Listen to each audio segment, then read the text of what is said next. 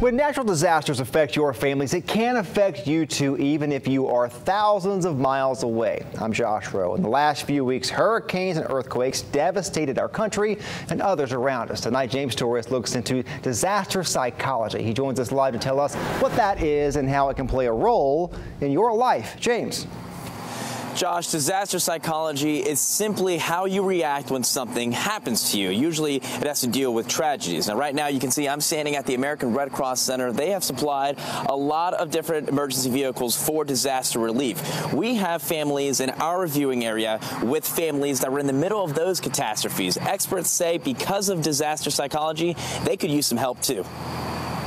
From hurricanes to earthquakes, there's no denying the last few weeks of summer have been tragic. A part of our family lived in the southern part of Mexico City. Manuel Martinez says his family felt the 7.1 magnitude quake last week.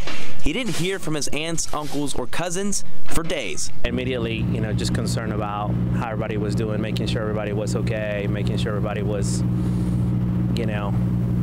alive, basically. These disasters can also affect people who didn't even experience the event. That's according to this Chattanooga disaster psychologist who's in Kentucky teaching courses with FEMA about this topic. One, we know that they're in harm's way, and because we have a relationship with them, we're concerned about them, we care for them. Dr. Sam Bernard says the anxiety usually comes from a sense of loss, and for many who have loved ones dealing with disasters like these, they are scared most of losing communication, just like Martinez did. The phone lines were down, so there was no way to kind of get in touch with them. Dr. Bernard says there are symptoms you can look out for to determine if disasters have affected you psychologically. Increased heart rate, increased respiratory rate, sweaty palms. Martinez says his anxiety didn't go that far because he was eventually able to get in touch with his family over social media. Calls aren't going to come in. Yeah. Because the lines are down. Yes. We're a little scared, but right. But nothing bad's happened. But praise God, we're fine.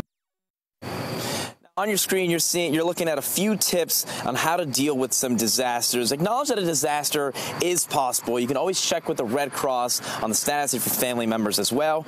Be open to talking about disasters and try to avoid being glued to the TV for damage reports. That can be a little overwhelming. These stress from these disasters can go as far as affecting you by affecting your normal job routine and even your home or even your life at home. Reporting live in Chattanooga, James Torres, News.